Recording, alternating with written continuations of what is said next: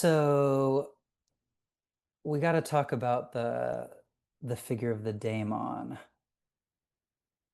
because we've been skirting around it, right? And you've heard a few mentions of it with Lorca referencing Socrates, who went to his death because his daemon didn't intervene.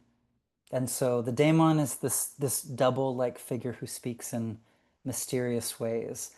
Um, And sometimes this being seems more like a devil or sometimes more like an angel, and we're riding that line. We're playing with where that line is in all of this, and these are some of the questions that I'm asking. Um, to kind of set things up, as I mentioned with Tatian, we see right at the beginning even of Christianity, this notion of the double coming up, in particular with a more mystical sensibility around Christianity, less the sort of like consolidation of power that we see with the early Roman Catholic Church, but with what gets referred to as Gnosticism, right? Which is actually a slander, a way of calling them know-it-alls. So they did not refer to themselves as Gnostic, but at the time they considered themselves Christians. um, but this kind of mystical Christianity, which was largely attacked by the early church, which is how we know about many of their practices. Um, Unfortunately, not getting as many texts as we would like directly from them. But the Gospel of Thomas being one of those texts, which comes from the Nag Hammadi library, which was discovered in 1945 in Egypt, being, I mean, really a wealth of information in these early texts from these kinds of like mystical versions of Christianity, which were attacked. And the Gospel of Thomas being important for this class because Thomas, the name Thomas or Thomas Didymus, actually means twin.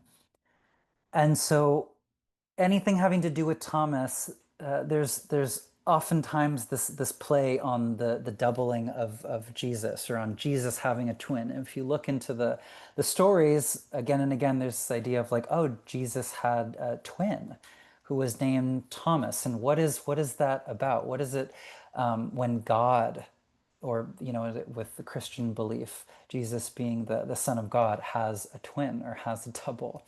But this was something which was a prominent belief throughout the ancient Mediterranean, as we've been looking at, and we'll look at even more so right now. But just to quote the Gospel of Thomas, whoever discovers the interpretation of these sayings will not taste death, right? You will partake of immortality in engaging with this.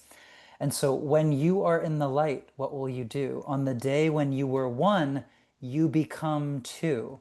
But when you become two, what will you do?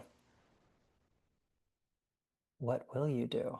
Um, Interestingly enough, Muslims actually, and I'm Muslim, or at least was raised Muslim, um, actually believe that Jesus was not crucified, but a double of Jesus was the one who was crucified. So as his double, his dark double, the twin of Jesus, if you will, his material Jesus, if you will, was crucified. The heavenly Jesus, or the Jesus who was a prophet, the Jesus who was the perhaps the true Son of God, was elevated or ascended to heaven before he could actually be crucified. This is what Muslims believe about the prophet Isa, Jesus.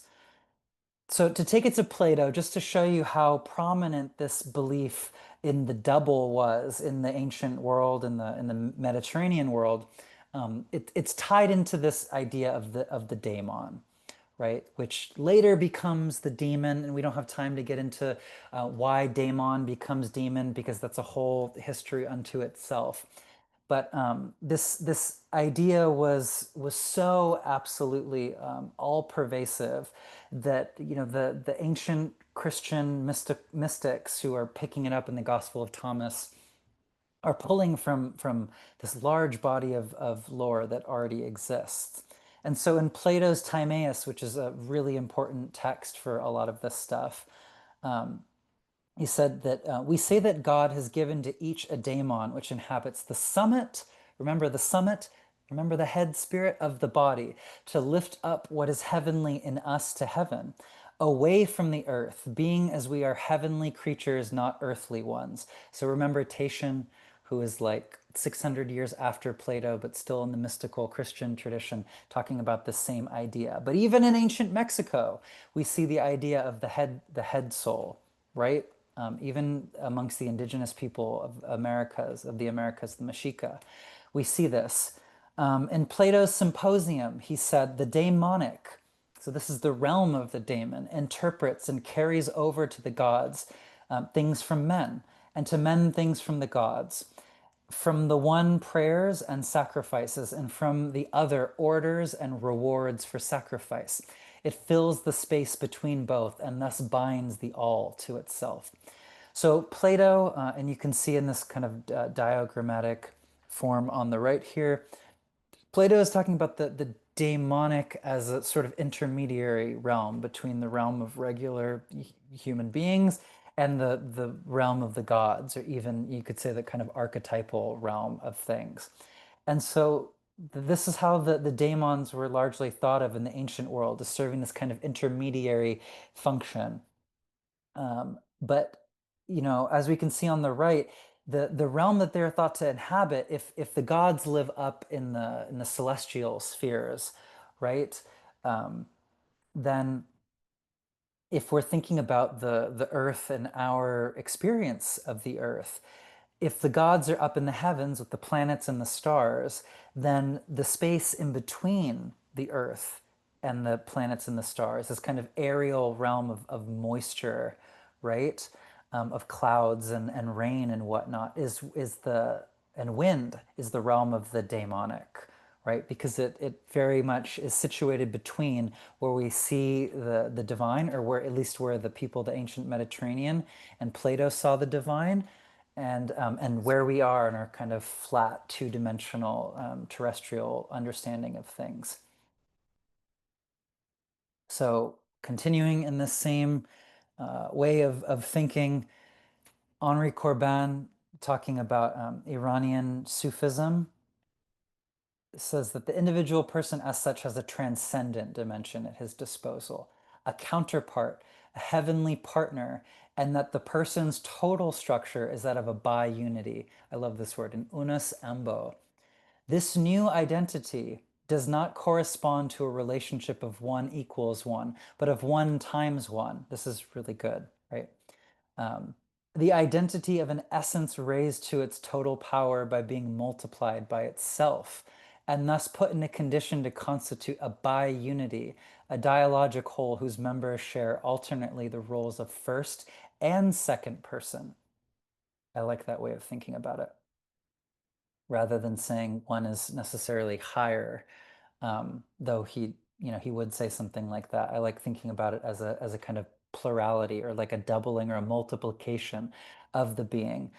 James Hillman wrote a very famous book, a bestseller called The Soul's Code, which is actually a really wonderful book talking about the same idea of the daemon, but bringing it a little bit more into kind of contemporary consciousness. And he uses the image of an acorn to describe the connection of the daemon to this idea of fate, or us becoming our best selves, us living up to our greatest potential. And so he's mentioning Plato's myth of and the Republic, another instance of Plato talking about the daemon. And he says, the soul of each of us is given a unique daemon before we are born, and it has selected an image or pattern that we live on earth.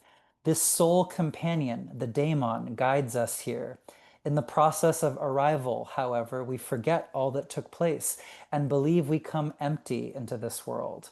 The daemon remembers what is in your image and belongs to your pattern, and therefore your daemon is the carrier of your destiny. And so this leads us to thinking about the daemon in these two ways, right? And it's not just this is not just my thought, but this is how the idea of the daemon has been borne out through history. There's this angelic aspect, or this, higher aspect of the daemon, which is related to our greatest potential, the actualization of our greatest potential. And then there's the demonic, or the quote unquote lower aspect of the daemon, who tests and challenges us, and in many respects destroys and devastates things in our life. But it's this destructive power which actually creates new openings for new life to emerge through it. This is the Lorca, or excuse me, the Duende of Lorca, who, as he said, is we're meant to wrestle with, so that we can reach this higher potential. But in all reality, I think the daemon represents both of these, and of course, it's a duality in itself. It's a twinning in itself. Um, I just want to briefly talk about the double as a serpent, because this is something again and again that comes up, and we've already seen it in the course of this presentation. We saw it with Martin Shaw referencing the Lindworm, um, with Quetzalcoatl, who is the feathered serpent. And one of my mentors, Jesse Hathaway Diaz, often remarks on the Nahuatl word coat being, a word not only for serpent, as we see in the name Quetzalcoatl, but coat also means twin. And so he likens it to the serpent, but also the shed of the serpent, right? And I think that's a really beautiful and poetic way of thinking about it, and why the serpent is oftentimes likened to the twin, as the serpent would see their shed, right? The skin that they shed off.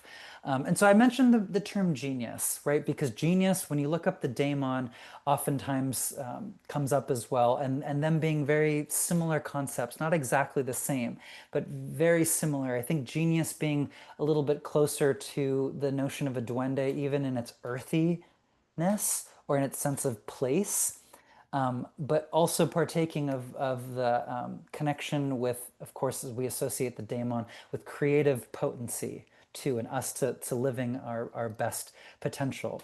But what a lot of people don't know about the genius is that it takes on the form of the snake in Roman culture, as we see here, and in particular tied to the private cult of the home, the domestic cult, right? And we see it being related to to reproduction, right? To the father of the house and to the mother of the house.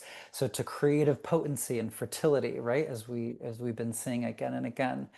Um, and then we see it again pop up with Hellenistic culture, with the figure of the Agathos daemon, who was also thought to be kind of this serpentine-like form, and is connected to our fate, is connected to us finding our luck in the world, to wealth, prosperity, to all of these same themes that we see with the twin, and oftentimes with the serpent again and again and again.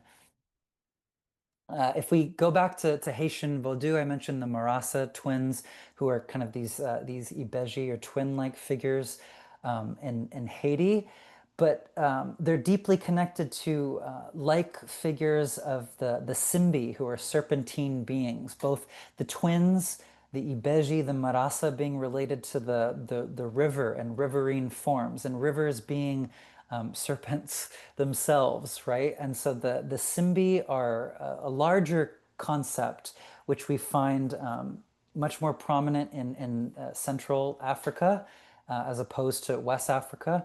But in Congolese thought, which I refer to here using the Congo cosmogram, or the Dikenga, or the Yoa, as it's sometimes called, just kind of the primary metaphysical concept of the Congolese culture, um, which is actually, there's much deeper mysteries that I've explicated on in other classes that I've done, but in their relationship to astrology.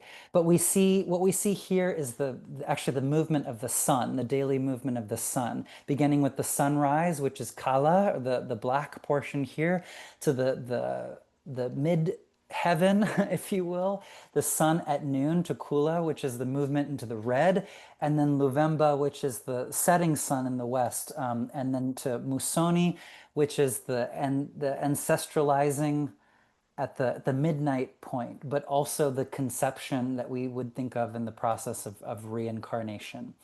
And the dividing line, which is called Kalunga, between this world or material reality and the underworld or the other world in this instance. And so, I talked about the twin as being oftentimes kind of situated, but one in the upper world and then one in the lower world. So we could think of as the twin in the Congolese mind being one in Tukula, who is living, who is in the realm of redness, of blood pumping and life and vitality, and one who is in Musoni, or the double, who is going through the processes of reincarnation or of ancestralization happening simultaneously. But with the figure of Simbi, we have something interesting that happens. So this is, pulling from the same kind of Congolese metaphysics, wherein you see the same movement of the sun, which begins with the rising, the land of the living, as you can see clearly labeled here, moving into the land of the dead, through the Kalunga line, which is the horizon line, right? But before a very clean reincarnation happens, we see this fascinating spiral, which happens at the midnight point of ancestralization. So we can think about a soul who lives, right? And this person lives, they live their life. I think you can see my mouse. And they grow up until they become, like let's say an adult about here, where they're at the peak of their career and they have children, and a family, and then they begin to age and age and age and age until they die and set like the sun below the western horizon. And then as they've passed on and their soul begins to go through the land of the dead, instead of just being very kind of cleanly reincarnated on the other side and rising in the east, we see the spiral effect, which happens here in the land of the dead, wherein this being becomes what's referred to as a Simbi.